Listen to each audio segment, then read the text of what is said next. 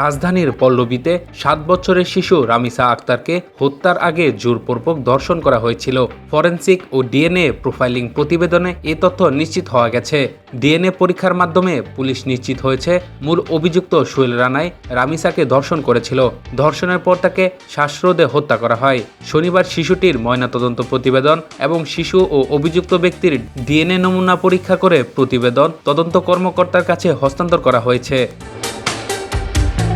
পুলিশের অপরাধ তদন্ত বিভাগ সিআইডির ফরেনসিক ইউনিট থেকে মামলার তদন্তকারী কর্মকর্তার কাছে প্রতিবেদন হস্তান্তর করা হয়। এছাড়া রাজধানীর শহীদ সোহরাওয়ার্দী মেডিকেল কলেজ হাসপাতাল থেকে ময়নাতদন্তের প্রতিবেদনও তদন্তকারী কর্মকর্তাকে দেওয়া হয়েছে।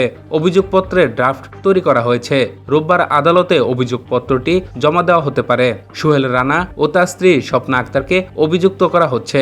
সংশ্লিষ্ট সূত্রে এসব তথ্য জানা গেছে। এদিকে মামলার প্রধান আসামি সোহেল রানা গত বুধবার আদালতে দোষ স্বীকার করে জবানবন্দি দিয়েছেন। ফৌজদারি কার্যবিধি 164 ধারায় দেওয়া জবানবন্দিতে তিনি দাবি করেন ঘটনার আগে ইয়াবা সেবন করেছিলেন। জবানবন্দিতে রামিসাকে ধর্ষণ ও হত্যার বর্ণনাও দেন তিনি। রামিসা আক্তার ধর্ষণ ও হত্যা মামলার বিচার কার্যক্রম ঈদের পর শুরু হবে বলে জানিয়েছেন আইনমন্ত্রী মোহাম্মদ আসাদুজ্জামান। শনিবার এক অনুষ্ঠান শেষে সাংবাদিকদের প্রশ্নের জবাবে এই তথ্য জানান তিনি। রামিসা হত্যা মামলার তদন্ত কর্মকর্তা ও পল্লবী থানার উপপরিদর্শক এসআই ওহিদুজ্জামান জানিয়েছেন ফরেনসিক রিপোর্টে এসেছে তার মৃত্যুর আগে জোরপূর্বক ধর্ষণ করা হয়েছে। রামিসাকে ধর্ষণের পরই শ্বাসরোধ করে হত্যা করা হয়েছে। তিনি বলেন মামলার অভিযোগপত্র জমার জন্য যা যা কাজ আছে তা সম্পূর্ণ করা হয়েছে। সরকার ঘোষিত রোববারের মধ্যেই অভিযোগপত্রটি আদালতে জমা দেওয়ার চেষ্টা চলছে। ডিএমপির মিরপুর বিভাগের ঊর্ধ্বতন এক কর্মকর্তা বলেন সরকারের নির্দেশনা অনুযায়ী রোববারের ভিতরে অভিযোগপত্র জমা দেওয়ার জন্য কাজ করছি। এখানে অনেকগুলো বিষয় আছে, আমরা সেগুলো প্রসেস করছি। তারপর কারিগরি বিষয় আছে।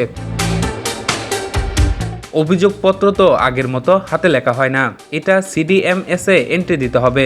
সরকার ঘোষিত সময়ের মধ্যে আদালতে অভিযোগপত্র জমা দিতে সর্বাত্মক চেষ্টা করছি। মামলার বিশেষ পাবলিক প্রসিকিউটর নিয়োগ। রামিসা হত্যা মামলার বিচার কার্যক্রম দ্রুত ও সুষ্ঠুভাবে সম্পন্নের লক্ষ্যে বিশেষ পাবলিক প্রসিকিউটর নিয়োগ দিয়েছে আইন মন্ত্রণালয়। এ বিষয়ে শনিবার মন্ত্রণালয়ের আইন ও বিচার বিভাগ থেকে প্রজ্ঞাপন জারি করা হয়েছে। ফৌজদারি কার্যবিধি 1898 এর 492 ধারার বিধান মতে ঢাকা মহানগর শিশু সহিংসতা দমন ট্রাইব্যুনালে বিচারাধীন পল্লবী থানার মামলাটি রাষ্ট্রপক্ষে পরিচালনার জন্য অ্যাডভোকেট আজিজুর রহমান দুলুকে বিশেষ পাবলিক প্রসিকিউটর হিসেবে নিয়োগ দেওয়া হয়েছে।